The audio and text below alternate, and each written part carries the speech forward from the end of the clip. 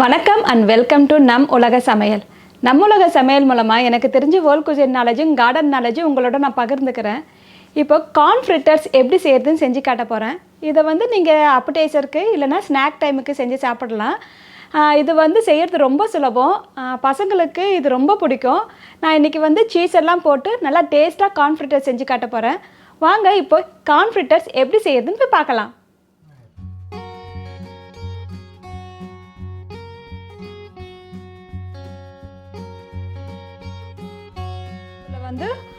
ஒரு கப்பு சோளம் எடுத்துக்கோங்க. நான் ஃப்ரோசன் சோளம் தான் எடுத்திருக்கேன். நீங்கள் ஃப்ரெஷ்ஷு சோளம் எடுத்திருந்தால் நீங்கள் ஒரு தடவை வேக வச்சு நீங்கள் எடுத்துக்கோங்க, அப்போ தான் நல்லாயிருக்கும். இது ஃப்ரோசன் கார்னால் நான் அப்படியே போட்டுடுறேன். அது கூட 1/4 கப்பு கொத்தமல்லி, கட் பண்ணி வச்சு கொத்தமல்லி, 1/2 ஸ்பூன் இட்டாலியன் சீசனிங் போட்டுக்கோங்க, 1/2 ஸ்பூன் பூண்டு பொடி, 1/2 ஸ்பூன் வெங்காயம் பொடி, இஞ்சி பொடி 1/2 ஸ்பூனு. நீங்கள் இதெல்லாம் ஃப்ரெஷ்ஷாகவும் நீங்கள் கட் பண்ணி போட்டுக்கலாம். இஞ்சி பொடி வெங்காய பொடியெல்லாம் இல்லைன்னா நீங்கள் வெங்காயம் கொஞ்சம் கட் பண்ணி போட்டுக்கலாம், இஞ்சி கட் பண்ணி போட்டுக்கோங்க. பூண்டு வேணாலும் நீங்கள் சின்ன சின்னதாக ஃப்ரெஷ்ஷாக கட் பண்ணி போட்டுக்கோங்க. இது கூட தேவையான அளவு உப்பு போட்டுக்கோங்க. நான் சீ சால்ட் போட்டுக்கிறேன். நீங்கள் ரெகுலர் சால்ட்டே போட்டுக்கோங்க. பெப்பர் போட்டுக்கோங்க தேவையான அளவு.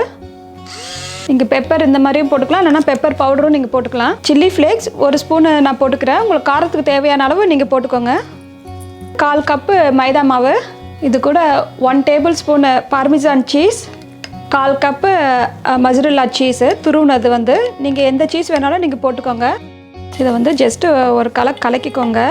இது கூட 1/4 கப்புலேருந்து 1/2 கப்பு பால் தேவைப்படும். நம்ம கெட்டி ஆற அளவுக்கு நம்ம கலக்கி எடுத்துக்கலாம்.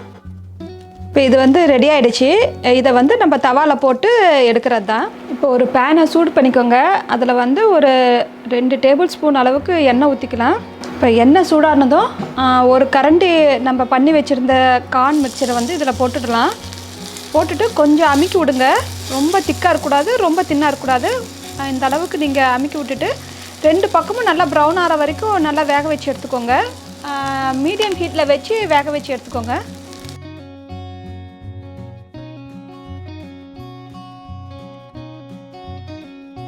இங்கே பாருங்கள், 2 பக்கமும் வெந்துடுச்சு. திருப்பி போட்டோன்னா ஜஸ்ட்டு கொஞ்சம் அமுக்கி விடுங்க, அப்போ தான் நல்லா உள்ளெல்லாம் வேகும். ரொம்ப திக்காக இருந்தால் சரியாக வேகாது. அதனால் நல்லா வேகிற வரைக்கும் நீங்கள் வேக வச்சு எடுத்துக்கோங்க எல்லா பக்கமும். நீங்கள் இது எண்ணெய்க்கு பதில் நீங்கள் பட்டர் போட்டும் செய்யலாம், ரொம்ப நல்லாயிருக்கும். பசங்க சாப்பிட்றதா இருந்தால் நீங்கள் பட்டர் போட்டு செஞ்சு கொடுங்க, நல்லா சாப்பிடுவாங்க. இப்போ கார்ன் ஃப்ரிட்டர்ஸ் ரெடி ஆகிடுச்சு.